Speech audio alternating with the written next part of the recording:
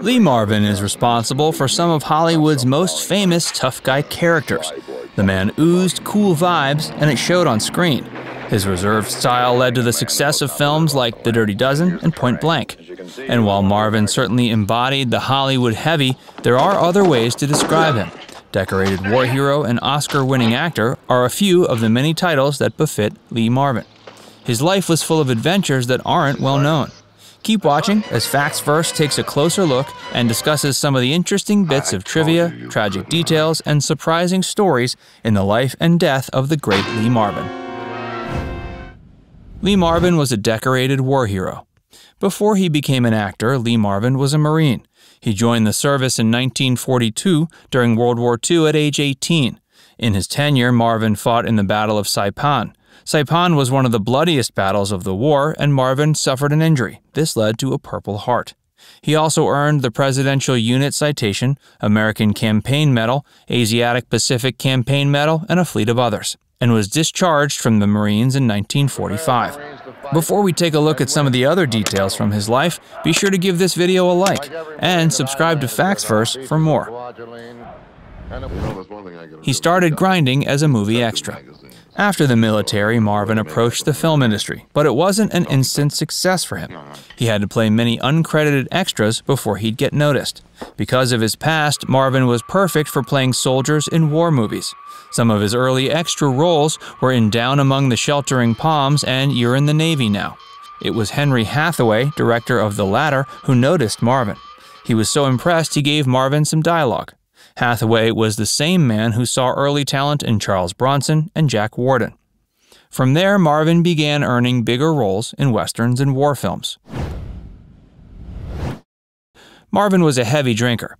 It wasn't uncommon for actors in the 60s to take part in the spirits. However, many who knew Marvin understood the war also weighed heavy on him.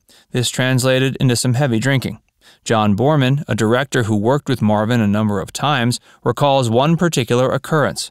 Boorman claimed Marvin was so drunk one night he hailed a cab, but the actor couldn't remember where he lived. When he couldn't spot the house, he stopped a kid who was selling maps of the stars in the street. When he bought one, Marvin showed the cabbie his house. On arrival, the new homeowner answered the door and told Marvin he sold him this house a few years before. Lee developed an anti-war sentiment. Although he was in quite a few war films, Lee Marvin had an anti-war stance. After the real-life war experiences of his youth, he couldn't condone it. Specifically, and like many others, Marvin was against the Vietnam War.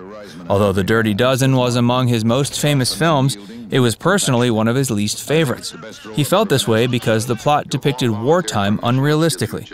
Having a first-hand knowledge, he wanted war in films to be honest. To that point, some of his favorite movies he made were Hell in the Pacific and The Big Red One. Both of these movies, Marvin suggested, showed the darker sides of war and showed a more realistic view. Marvin beat some acting legends in 1966.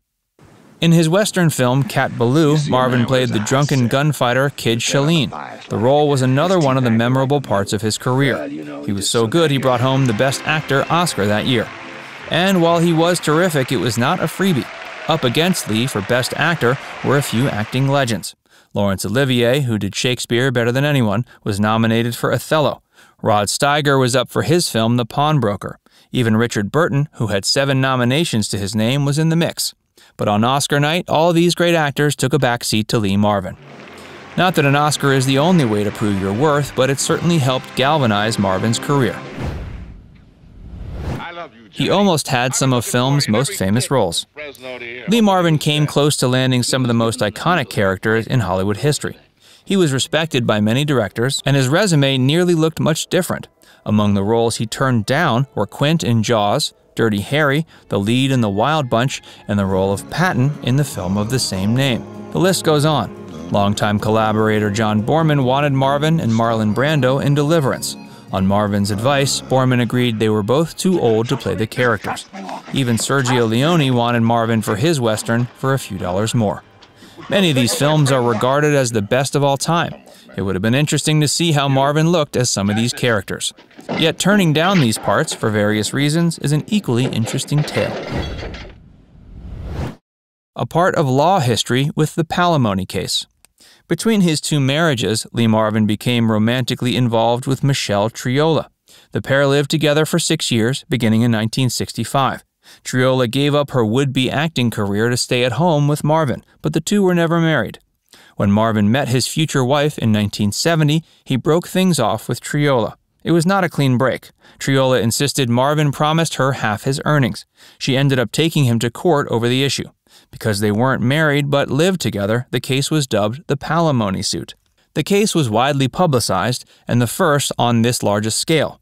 The courts ruled that because there was no marriage license, she was not entitled to half his money. But they did award her $100,000 in damages. This was a small sum compared to half of the $4 million Marvin was worth. It was a unique case, and it made Lee Marvin a piece of legal history. His wife wanted his shoes. Lee Marvin married Pamela Freely in 1970. After Marvin's death, she wanted to remember her husband by a very specific piece of movie memorabilia. In 1967, Marvin made one of his best films in Point Blank. His job was to bring to life the author Richard Stark's character, Parker. Parker is a professional thief.